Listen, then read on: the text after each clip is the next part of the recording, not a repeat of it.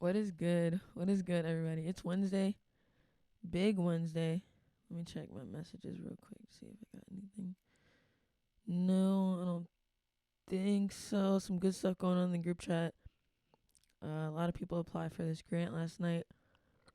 $1,000 in the running.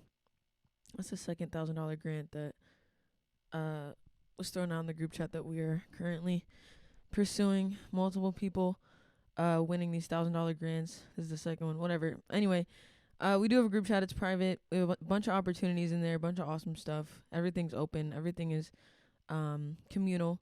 It is, our community for artists, creators, creative entrepreneurs, people with creative businesses, whatever it might be, just creative passions, interests, whatever it might be, are in there. The only way to get in there is to go to our spaces that we have every week, every Friday night. So that's literally the only way to get in there because it is private, invite only. One of us can add you, either me or Pastel ETH, on Twitter. And yeah. So, okay. Where do I even start? Okay. So basically, I found this old string. There's actually a lot. So basically, this has come up in our minds because of some recent kind of like outings in Web3 of like what's really going on, making these songs go viral on the Web3 charts, right? On the Web3 music charts. And there's been some outings, I guess, of the tools that are being used to actually manipulate the charts and make these songs go viral on chain artificially. And so kind of like chasing the string back, or not even chasing the string, but following the string along the line of like music market manipulation and really just industry manipulation, because over the past like couple months, couple years, I feel like things have been unraveling, like in every single industry, every single part of society, politics, um, food, the whole Food Drug Administration in the United States, like everything has been kind of the music, the entertainment industry. Like it started with the Me Too movement. Now we're getting even crazier. We're getting even more. That's crazy. The camera just unfocused for a second. That never happened, so that must be something going on. But anyway, but we've been getting a lot of things that have been unraveling these past few years. Things coming out that have been kind of in the dark for a while. It started a while ago when we got these little stories that came out, all these little scandals of people, of like sexual abuse allegations, all this like stuff about, all this stuff that's been going on. And now it's just been like unraveling, and we're seeing the full picture of like how much is actually going on, and this is it's gonna seem unrelated, but it's really not. It all has to do with manipulation, power, control, and just the truth of what's actually going on in the entertainment industry. A lot of the truth about what's going on in the entertainment industry, and that involves all the sexual abuse, that involves all of the really nasty things like that. And it also involves these other things that have been going on, which is just pure manipulation, economic manipulation, manipulation of reality, just manipulation of us, you know what I'm saying, and like what's actually going on. So in doing some research to kind of getting around having this conversation on Friday that we're deciding to have about the manipulation in the music industry and entertainment industry, the manipulation of metrics, bots, are they fans, are they bots, like what is real, what's not, all of this stuff starts to come up, all of this stuff starts to come up of like how much is actually manipulated, and how what we see is so manipulated, and so rigged, in the favor of the people that want to have control. So a lot of this stuff comes up in the same kind of conversation of like, okay, what is actually going on behind the scenes? And I think we've been seeing it organically starting to pop out behind this veil, behind this frame, behind this, curtain. It's just been like leaking out. It like can't be contained anymore. But part of that is also kind of realizing that, coming to terms with the fact that a lot of what you see is just not what it actually is.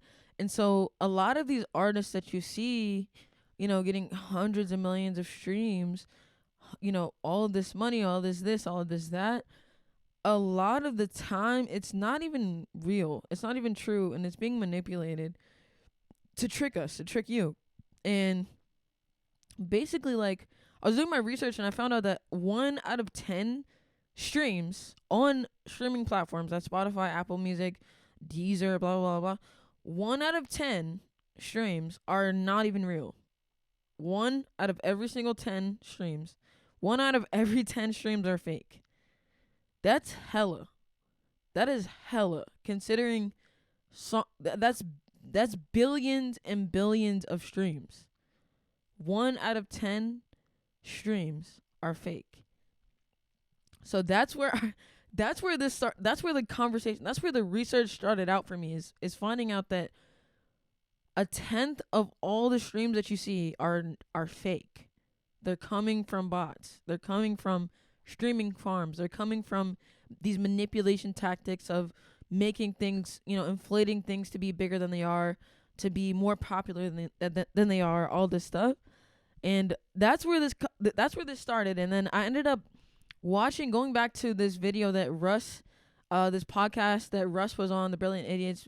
Russ was on this podcast, and he was really just talking to these guys that are not in the music industry, talking to these guys, comedians and other people, about like how manipulated things are and how he's seen it firsthand. He's even considered, obviously it's been brought to him personally, of like, okay, this song is already popping off organically. It's already getting some organic attention.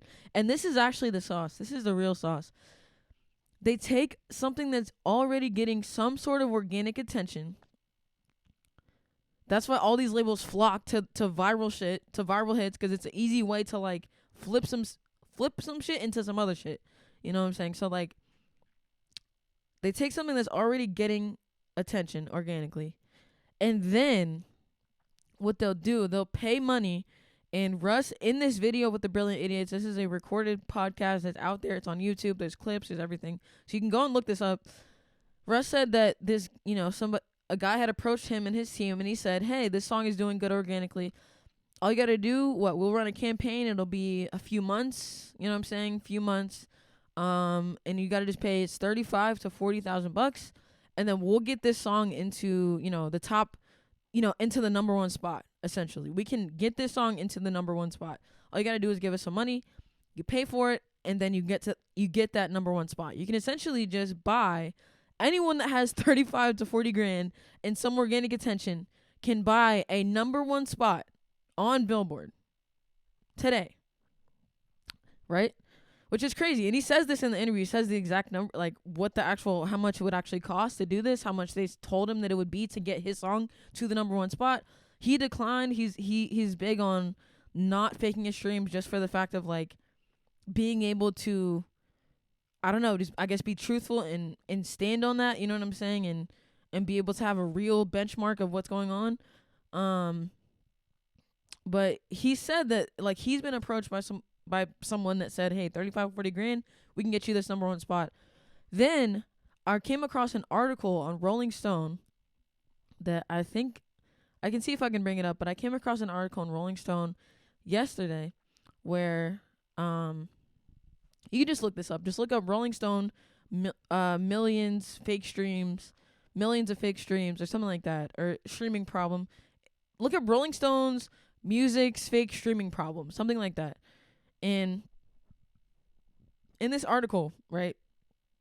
In this article, there's this guy named Joshua Mack who owns this company named 3BMD. I think that's the name of the company, that works with these giant artists in their management groups. One of them is the Blueprint Group, which is this, big management group, a lot of huge artists that are signed to them. And he was talking about how he was having this conversation with the management team of this very famous rapper. His name rhymes with E Breezy. This very famous rapper, and how they were telling him, yeah, we can turn this song into a number one hit. We can pump your streaming numbers to astronomical levels. He even said astronomical levels to get you in the 100 million, upstream range from what you guys have now. And all you got to do is give us 35, 40 grand and it'll be right. So again, this is the second time this 35, 40 grand number has come up, and like basically being able to buy a number one hit. So it's basically verified that you can literally, anyone with 35, 40 grand and some organic attention can just buy a number one hit. You can pay somebody like this Joshua Mack guy. He even says in the Rolling Stone article, they included a call that was recorded between E Breezy's manager and this guy that essentially like manipulates Spotify's numbers and gets people fake streams and gets people, at a certain point where they can trigger the algorithm and get into the right playlist and this and that, right? So he's talking to this guy, and the actual recorded call is in the article, and he's explaining to him how he's done this for he's gotten over 100 artist songs in the number one spot on Billboard from doing this fake streaming shit. Like he's basically bragging about how many artists he's worked with, how many big names that he's worked with, how many big names that he's actually, worked with, consulted for, or whatever, and got their numbers, pumped them up, artificially got them into a certain chart range, got them into a number one spot. And he says he's done it 100 times. He's gotten 100 different songs in the number one Billboard spot with these fake streams, with the whatever, and he's super shady about how they actually do it. He doesn't say streaming farms. He doesn't say any of this stuff. He just says, yeah, like I put together 60 to 90 playlists every single week. And Spotify took some down, and I just they're continuing to go up every single week. And, if you have 35, 40 grand, we can get your artist song up into that number one spot in Billboard and manipulate the numbers for you, essentially, with these fake streams, with this streaming this streaming finesse, right? And he even goes so far as to say in the call that there was another famous rapper that they bought up 8,000 copies of his album to manipulate the actual album sales. So not only are they manipulating, and this is on a call, right? This is a recorded call. You can go to the article right now and listen to the actual call. And so he's saying how like he bought up, and they don't include the full call in the article, so you might have to actually look up Joshua Mack 3BMD, the Blueprint Group call, and like see if you can find the full thing, because it's like over an hour long. But he even goes as far as to say that they bought thousands of this famous rapper's album to manipulate the sales as well. So they also provide that for their clients as a service, album sale manipulation as well. So not only are the streams that we're seeing more than likely heavily manipulated from these, huge artists that we look up to and they're larger than life to us, most of a lot of their streams are heavily manipulated. And a lot of their album sales are heavily manipulated.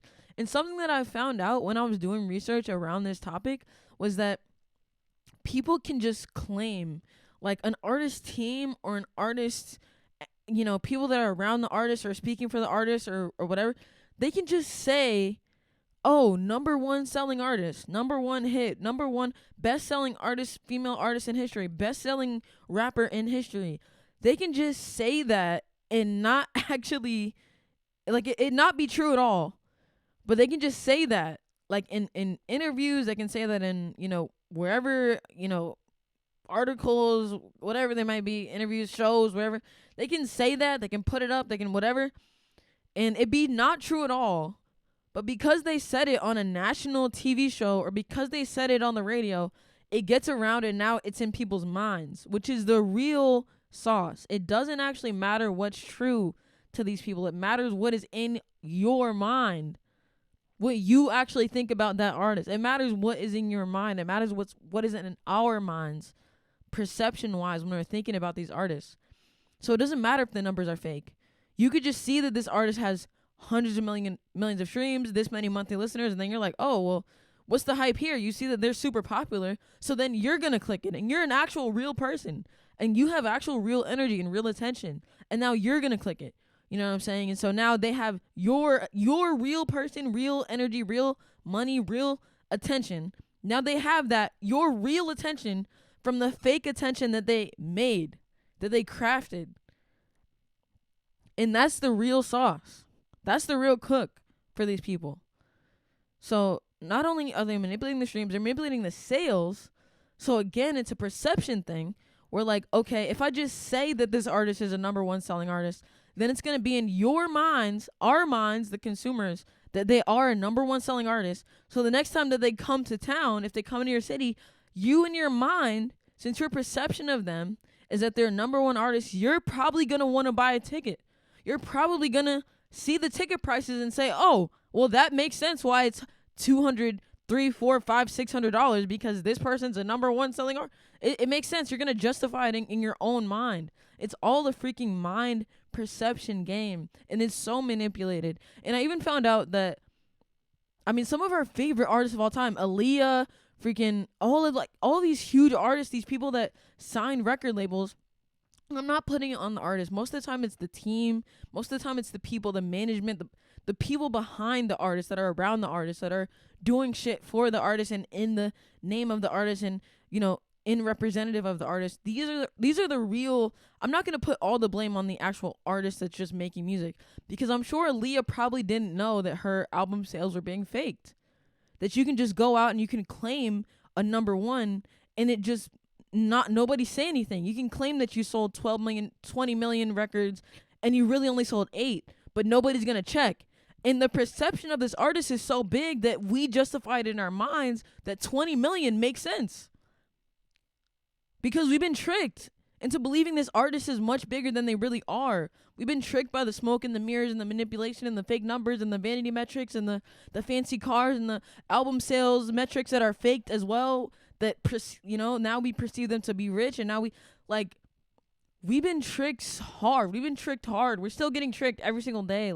But the more that you know about, now that you know that this stuff happens and it's out there, now that you know, you can't not see it, and it's much easier to see. And I found out that in my research as well that Mariah Carey, all of her number one hits, most of her number one hits were totally fucking manipulated. They were just artifice. They were crafted. These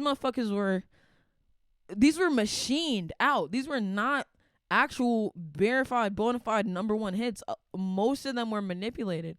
They would manipulate the album sales so they can manipulate the charts, so that they can manipulate us and our perceptions and our minds about that artist and what we think about that artist. And that's where they start to make their money. Then once we think that this artist is the biggest thing in the world, then we're going to pay more for the ticket. Then we're going to want to see what all the hype is about. We're going to click on the videos with that minute. We're going to think about them. We're going to talk about them. We're going to watch them. We want to wear what they want to. We're going to try to wear what they wear. We want to wear what they wear. That we want to be where they're at. We want to be like them. And that's where they can make money. And also that's where they can have actual power and control over our minds.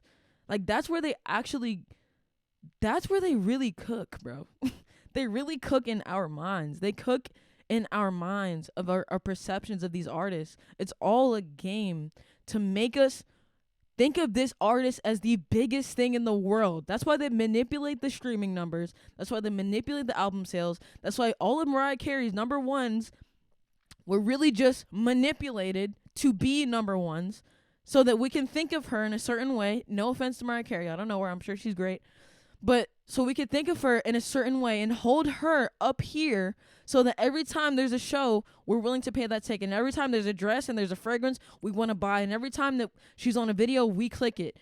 Because they actually want control and power and money. And they're doing it through these artists. And they're doing it through the manipulation of these numbers around these artists to make them bigger, larger than life, so that we can literally worship them and they can have our money and they can have our attention and they can have our control. But all of it's a lie. In this Rush tweet right here, one company PMC, Penske Media Corporation, owns Luminate, which is the one company that verifies the data for all the Billboard charts. Billboard itself, so they're owned by the same company. The person that puts the numbers out is owned by the exact same company that verifies that the numbers are real. Be for real. They own Rolling Stone. They own Variety, Vibe, WWD, Hollywood Reporter, Golden Globe Awards, Country Music Awards, American Music Awards, Latin Music Awards, Billboard Music Awards, Streaming Awards, South by Southwest, and more companies, bro. All of these companies are owned by the same company. The one company owns all of these different freaking brands and all these different media outlets and all these award shows and all these. Dude, all of it is manipulated to be in their favor so that we can think that we need to look up here at this artist because they have all these crazy numbers. They have all this crazy money. They have all this crazy status and fame, right? Apparently, right? They have hundreds of millions of streams. They have hundreds of millions of album sales. They must be special and important that we have to look at them. And look at them over here in our magazine that we own. Look at them over here on our charts that we own. Look at them over here in the award shows that we own. Like, what the fuck? Like, this is all a freaking game. It's all a show. It's all a show to try to get us to think a certain way. To try to cook in our minds and manipulate. The numbers that they're manipulating are really ultimately to manipulate our minds and how we perceive these artists and how we perceive reality. Because at the end of the day, for independent artists, or for just regular people, when we look at our lives, when we look at our regular lives with our regular metrics and we don't have hundreds of millions of this, we don't have hundreds of millions of that, we feel a little bit worse about ourselves, right? So that makes it even easier for us to want to look up to someone where the perception is that they have more and that they are special and they are important, clearly because of these numbers, right? These insane numbers that have been really manipulated behind the scenes. But we look at it and we don't know.